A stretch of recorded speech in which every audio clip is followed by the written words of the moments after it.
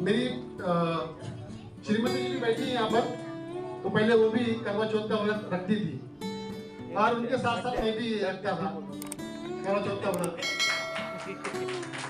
तो हम दोनों ही रखते थे करवा चौथ का व्रत कि महिलाओं को सबसे ज्यादा दबाने का कार्य, अंधविश्वास में पाखंड में डालने का कार्य पुरुषों ने ही किया है। इस भारत देश में जितने भी ग्रंथ लिखे गए हैं उन सभी ग्रंथ को लिखने वाले केवल और केवल पुरुष है। किसी भी महिला ने कोई भी ग्रंथ का निर्माण नहीं किया है, किसी भी महिला ने कोई भी ग्रंथ नहीं लिखा है। सभी उपवास केवल महिलाओं के लिए क्यों है, पुरुषों के लिए क्यों नहीं है? केवल महिला ही पुरुषों की लंबी उम्र की दुआ क्यों करे? महिला इतना काम करने के बाद भी महिलाओं को भूखा रखने का कार्य होता है, ये एक मानसिक गुलामी है। तो महिलाओं को इस चीज से निकलने की आवश्यकता है।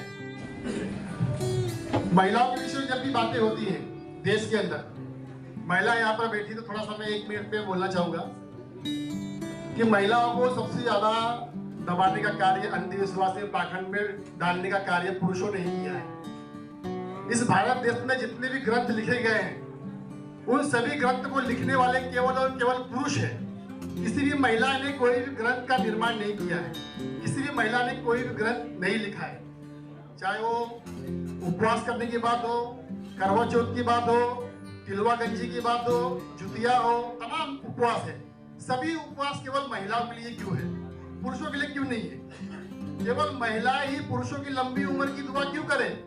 पुरुषों के लिए भी उपवास होना चाहिए कि पुरुष भी करवा चौथ का व्रत रखे कि हमारी महिला दिन भर काम करती है, सुबह से लेकर शाम तक बच्चे को संभालती है, फिर भी हमारी महिला कभी रुकती नहीं है।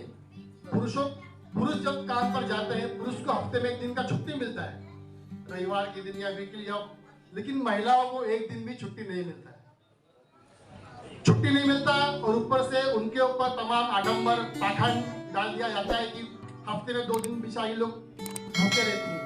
आज गुरुवार का उपवास है, आज सोमवार का उपवास है, आज नवरात्रि का उपवास है। महिला इतना काम करने के बाद भी महिलाओं को भूखा रखने का कार्य होता है, ये एक मानसिक गुलामी है। तो महिलाओं को इस चीज से निकलने की आवश्यकता है। साथियों, कुछ पुराने साथी यहाँ पर है जो मेरे विषय में जानते हैं। 2012 के पहले मैं भी इस सब चीज में था। 2012 के बाद में मुझे कुछ जानकारी हुई, तो मैं मिशन मूवमेंट के विषय में जानकारी मुझे हुई। जानकारी होने के बाद मेरी श्रीमती जी भी बैठी है यहाँ पर, तो पहले वो भी करवा चौथ का व्रत रखती थी और उनके साथ साथ मैं भी रखता था करवा चौथ का व्रत। तो हम दोनों ही रखते थे करवा चौथ का व्रत। तो जब धीरे धीरे मुझे मिशन मूवमेंट के बारे में जानकारी हुई कि नहीं, ये तो पाखंड है, महिलाओं को गुलाम बनाने के लिए तमाम प्रकार के आडंबर महिला के ऊपर थोपा गया है। तो धीरे धीरे मैंने अपनी पत्नी को, जब मैं जागरूक हुआ, धीरे धीरे मैंने अपनी पत्नी को जागरूक करने का प्रयास किया।